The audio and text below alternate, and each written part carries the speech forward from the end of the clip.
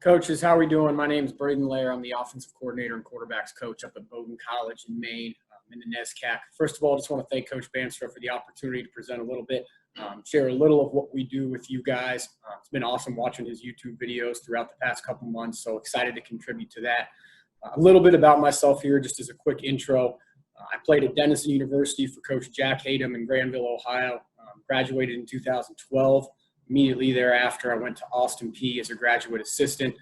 Was there for one season, really got my feet wet and to the college coaching game, worked for Coach Kirby Cannon, so can't thank him enough for the opportunity and getting started in college football. From there, went back to work for Coach Hayden at Denison University for 2 seasons. From there, I went down to Sewanee, University of the South in Tennessee again for 1 year. And then I was hired by Coach BJ Hammer at Allegheny College in Northwest PA, where I spent the 2017 and 2018 seasons as the offensive coordinator, and then moved with him up to the job at Bowdoin College here in Maine right before the start of the fall. So we're really excited about what we're doing here. We're taking on a big challenge. Trying to do something that's never been done at Bowdoin College and winning our first conference championship since the NESCAC was formed. So we've got a ways to go, but certainly very excited about where we're at and where this program can be moving forward. So what I would like to do today is just share a little bit, and I'm going to share my screen here, about our ISO concept. And we have very much a true 20 personnel, smash mouth, downhill ISO concept, and how we can add a little bit of flavor to it, a little bit of variation with our RPO game. So the first screen that I'm sharing with you guys is just one page of what we'll give to our incoming quarterbacks when it comes to understanding how our RPOs work. And I know there's a lot that's blacked out there, but don't want to give away too much of what we call things here in our offense and how that carries over to cadence and whatnot. But just so you guys get an understanding of it, each one of those boxes is one of our run concepts.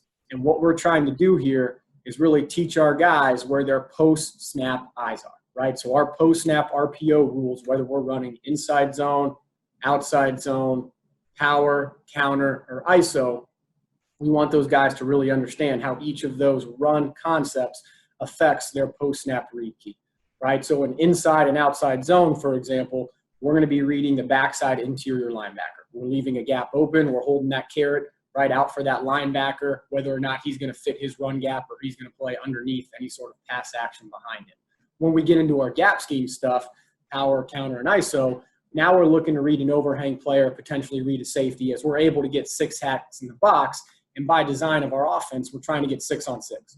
So now if we're trying to read that 7th defender, it's going to be an overhang player.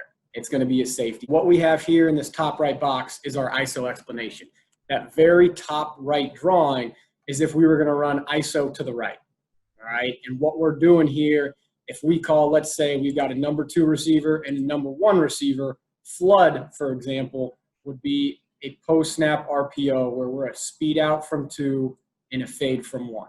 Again, in our ISO concept, we're able to block, to base, to double team back to our will, and we have our second running back here to go ahead and lead on the mic.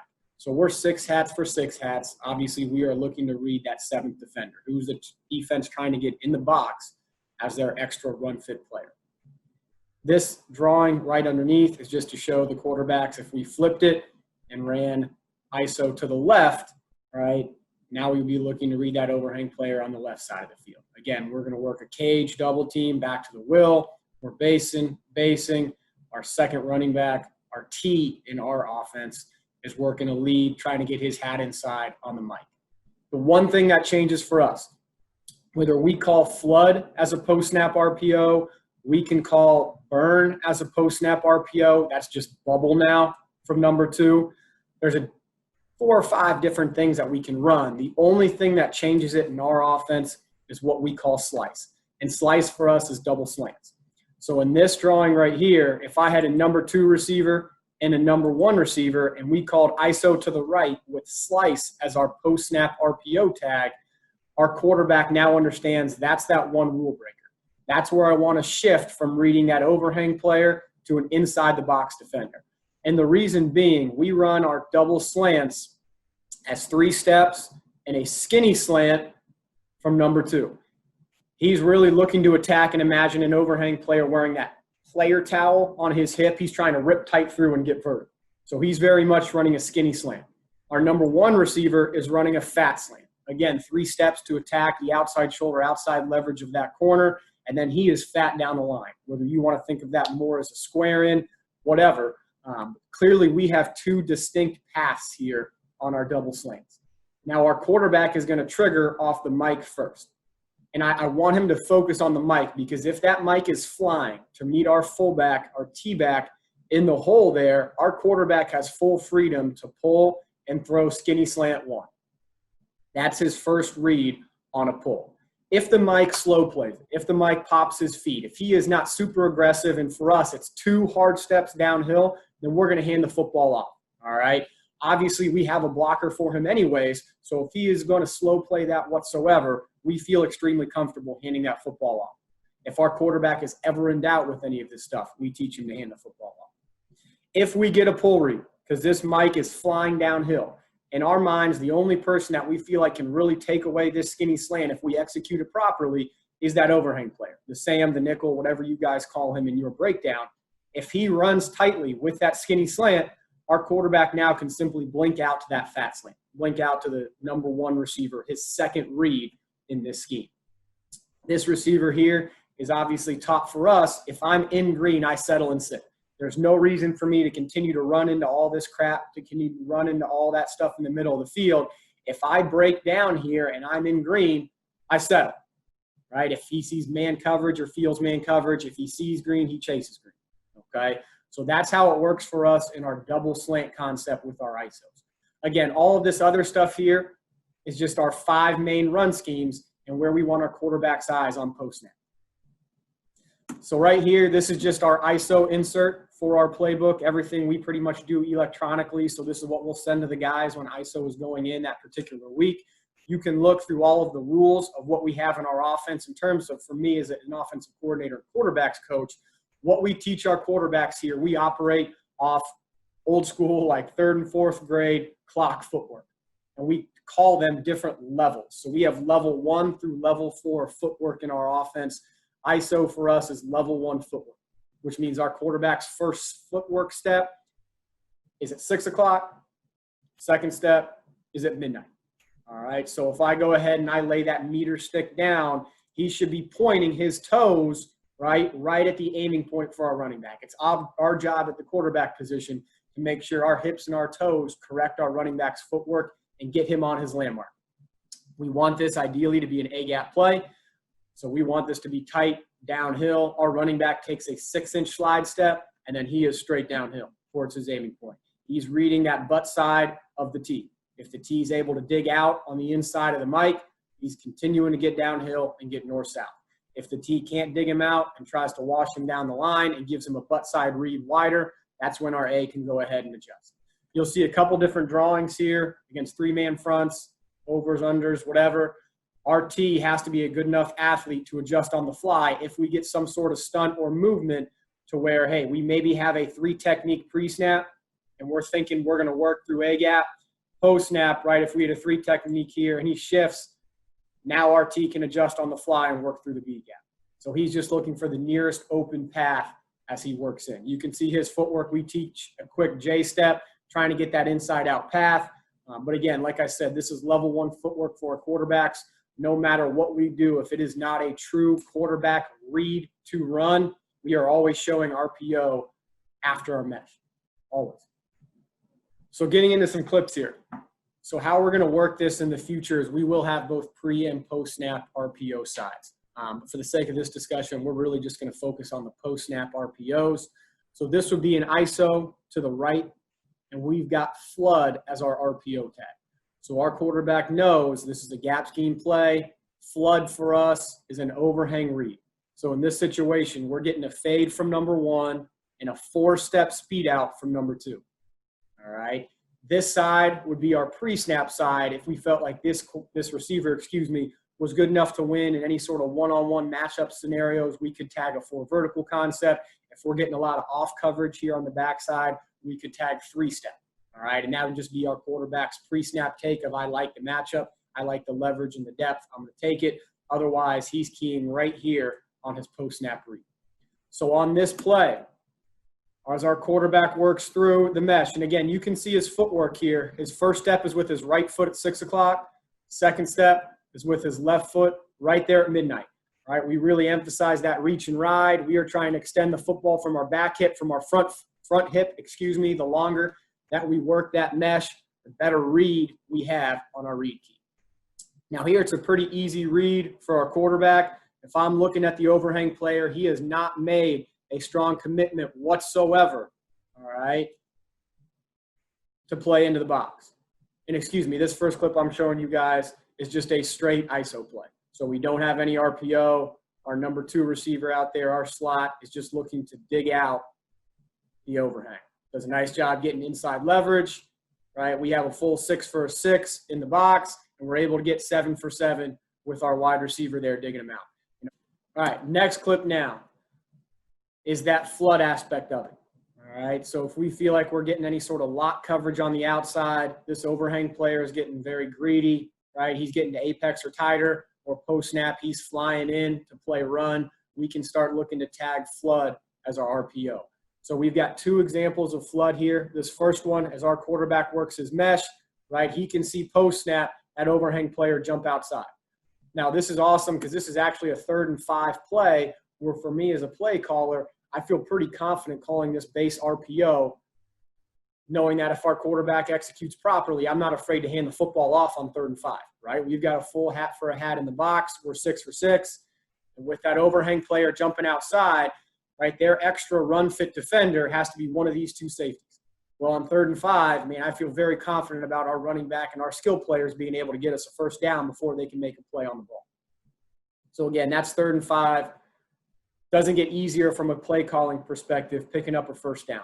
But good job here by our quarterback, understanding our read key. As soon as he jumps to outside leverage, there's no way I'm going to be able to take that 4-step speed out. Safer for me to hand the football off. And again, you'll notice post-snap here, reach and ride, and then he shows football as if it's an RPO, as if he's going to pull to throw the football. If that freezes the safeties for just a split second, he's done his job. So this is the exact same play call. All right, a little bit different look here. In that now pre-snap to post-snap, we see the overhang player, the nickel, the Sam, whatever you guys call him in your labeling, working aggressive to fill the box. So here our quarterback works his reach and ride, and he feels that nickel come tight to the box to play the run. Again, love this kind of a play call when we feel like we're getting those locked quarters coverages on the perimeter. So in this situation, quarterback does an excellent job reacting, reading, seeing, and delivering the ball in the speed out. Again, if you look at the down and distance, this is a 3rd and 6, I believe.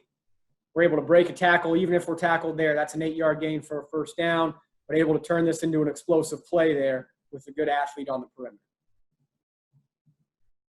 Just a very, very simple read the 7th man read.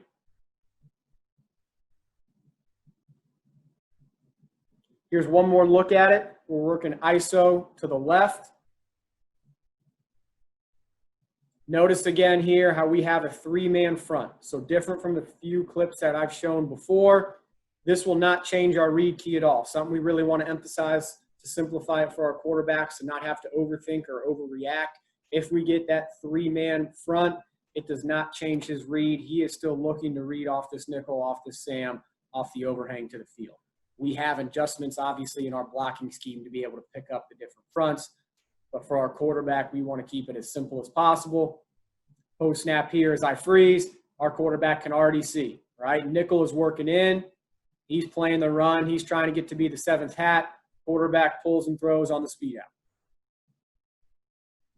2nd and 7 to 1st and 10. Nice job here, too, by the quarterback. If you watch this clip, flipping his hips after the RPO, especially with that left-sided ball to get his hips around, get his shoulders slightly left of his target, deliver an accurate football.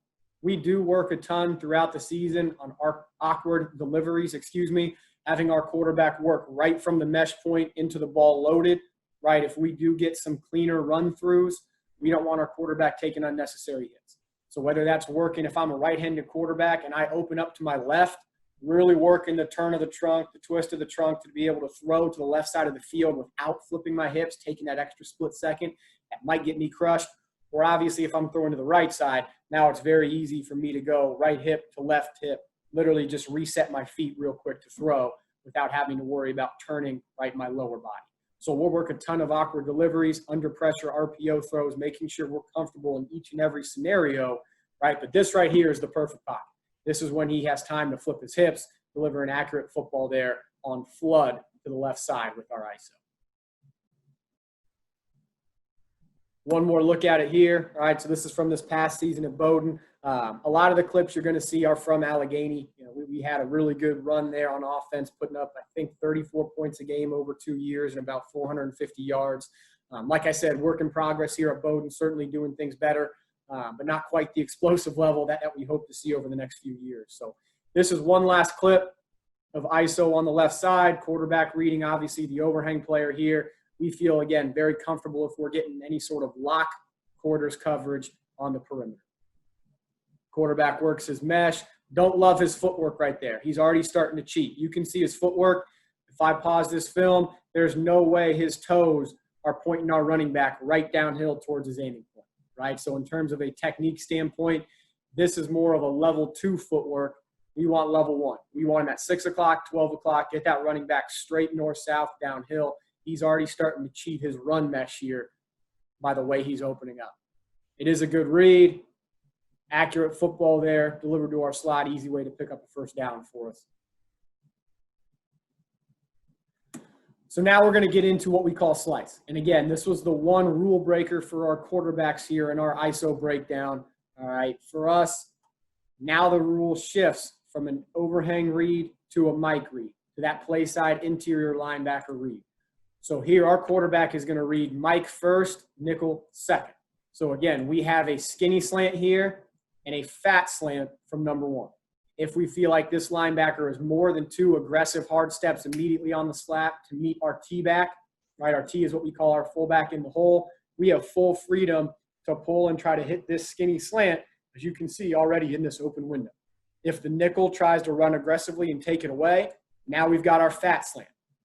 All right, our squaring, whatever you want to call, understanding, again, this guy, if he is in open space, if he's in green, he's going to settle. Show hands to the quarterback, throttle down. If he feels that defender on his hip, he continues to run as if it's man. So on this clip, we can clearly see the Mike backer flying downhill to meet our fullback. That's awesome. Even though we're still a hat for a hat, this is the one rule breaker. It's been great for us in our offense, where we're going to try to throw it right over his ear hole into that open hole that's been vacated now by the defense. So our quarterback does an excellent job with the reach and ride. You see him just pop his feet to reset, and he's got read number 1 very clearly, right? The overhang player in this instance has not run aggressively with our slot. So now we have, right, a beautiful window to throw to our slot. And again, this is Allegheny, where we had some pretty darn good athletes. Guy turns a 15-yard gain into a 36-yard touchdown. Show you the tight clip of it. Right, again, we see that Mike coming downhill. Turn the audio off.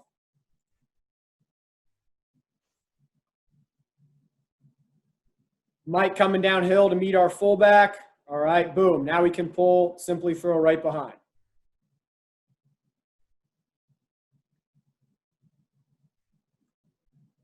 Next clip, another Allegheny clip here.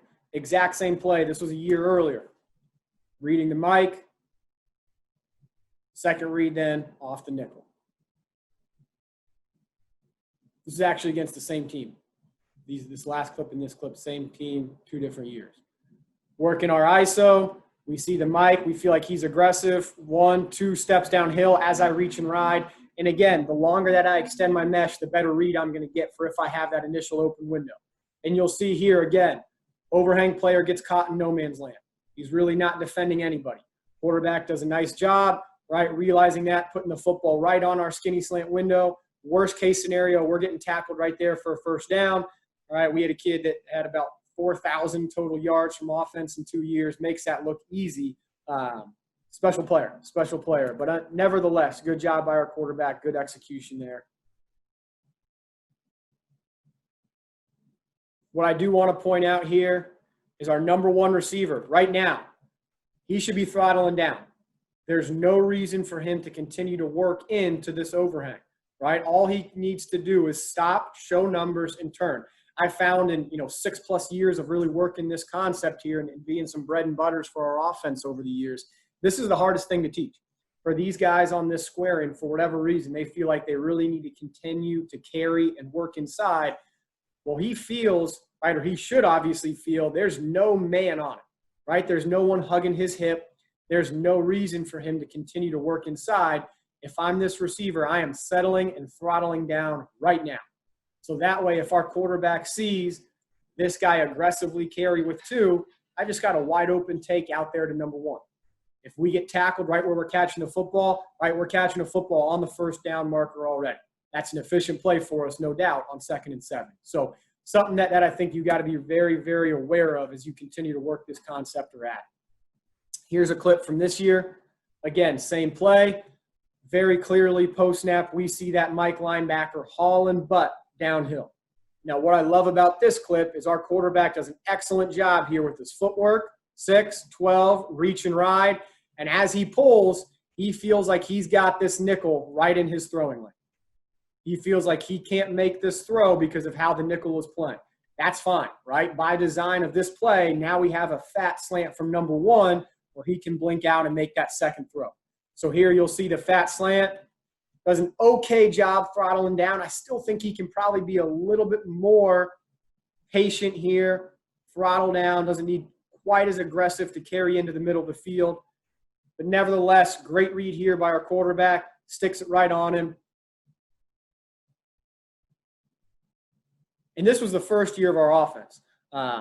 New offense, at Bowdoin. So I felt like even if you feel this is a lot for your quarterback to handle, everywhere that we've been very, very successful with it because it's such a natural, easy progression, right? Even though I'm technically reading one guy and then potentially throwing off a second guy, it's only, 2 possibilities to throw the football here. Our quarterbacks have been very efficient with it. It's been our bread and butter on a lot of our base RPOs throughout the last few years. Again, you'll see the tight clip here. Mike's flying downhill. Do I have the open skinny slant window? Quarterback feels like he's done a nice job taking away skinny. He can bat the football. He's in his throwing lane. Simply just blinks out to our fat slant. Another clip of it from this year with the same play, right? So here we get a pull read, and we feel for whatever reason like we don't trust the skinny slant window. Now, if I'm this quarterback, I sure as heck should trust the skinny slant, right? This overhang player has not aggressively attacked and ran with number 2. So if I'm the quarterback, I'm going to take this wide open throw. He does not trust it for whatever reason. But again, we do have a bailout here with that fat slant. Now, this is great execution by our number 1 receiver. This is exactly how it should look for you guys. All he does is as he works in on this fat slant, he sees the overhang.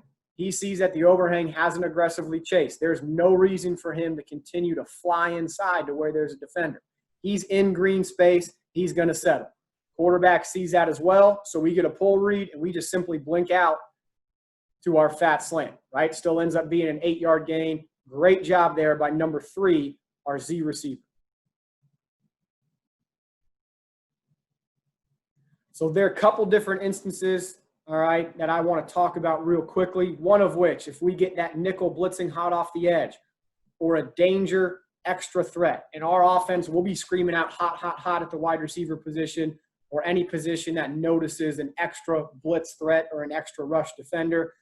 What we have decided ultimately, if we get this kind of a look where you see the nickel creeping and about to blitz off the edge, we want our fullback to take him first, all right? Because we're reading the mic anyways, that gives us a little built-in.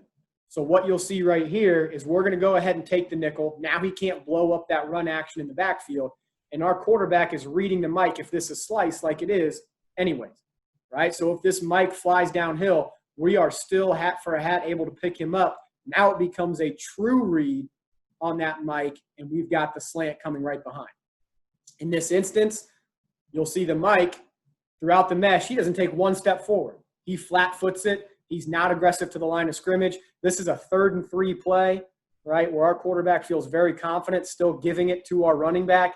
And again, by the time the Mike makes the play, boom, right there, we're already at the first down yard marker. Now, we do a good job falling forward for an extra 4 yards, but even if we get tackled, we were already a half yard past the yard marker on 3rd and 3. So that was just a personal decision for us. If we feel like we get that extra rush defender there on this slice play, let's just turn it into a true RPO then, right? Now we can read that Mike. So here the quarterback feels like he's slow playing it. We've got the open run. By the time he's going to make any play on the football, we better darn well be 3 or 4 yards downfield for an efficient play. One more instance here. This is ISO to the left, again, with a slice call. We are good in the box, right, with 6 for 6. What our quarterback sees here, however, is a safety roll down. So instead of the nice 2 high looks, again, you guys can handle this however you want to.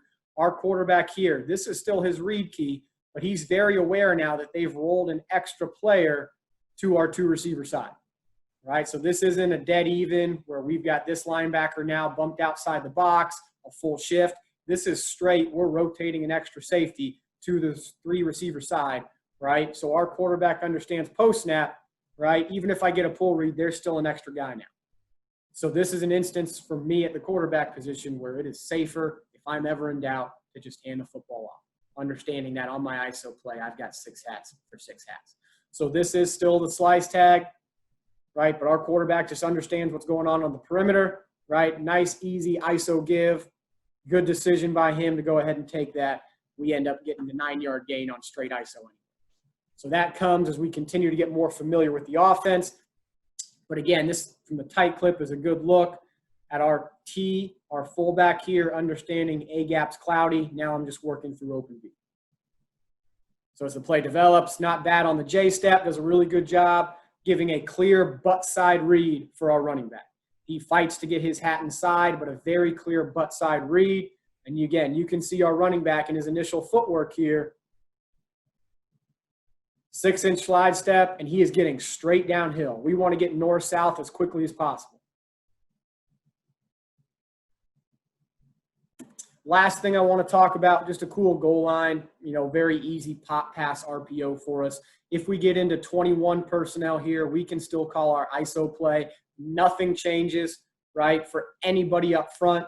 That doesn't change for our T. He's still looking to go ahead and ISO one-on-one on that Mike backer. Now all we're doing essentially, and in our offense, our H, our tight end, is usually a 1-by-1 guy, all right? Unless we tell him to put his hand in the dirt, he is usually off the ball. So this is a 21 personnel set. He's just 1-by-1 off the tackle, and he's in charge for digging out the overhang. So essentially what we're doing here is we feel very comfortable with this play if we feel like these safeties are in some sort of soft lock coverage, right, where they're not hauling off the edges. They're just reading and reacting to the T, to our tight end, any sort of cross key read if we're running a naked. But if they are not extremely aggressive to play the run, then we've got a full hat for a hat. And even if you blitz the nickel off the edge, well, awesome, right? Our tight end is right there just to go ahead and escort him high and wide, and now he can't make a play. We are a full hat for a hat here outside of the 2 safeties, so we feel very comfortable with that. All this is ISO for us, just out of 21 personnel, just a solid goal line play. Again, what you see here is exactly what we want. Look who's making the play, the extra safety. By the time he's making the play, right, we're already in the end zone. We fall forward for 4 yards past the line of scrimmage. Again, you can see the tight clip. So all you'll see in this clip here, right, is we've still got our cage, the backside backer. We're basing out. 25 should be leading on 4. Base. Number 88 can take most dangerous off the edge. By design here, we're a 6-inch slide step downhill. Here's our extra guy, and then they've got a safety back here. That's their extra guy.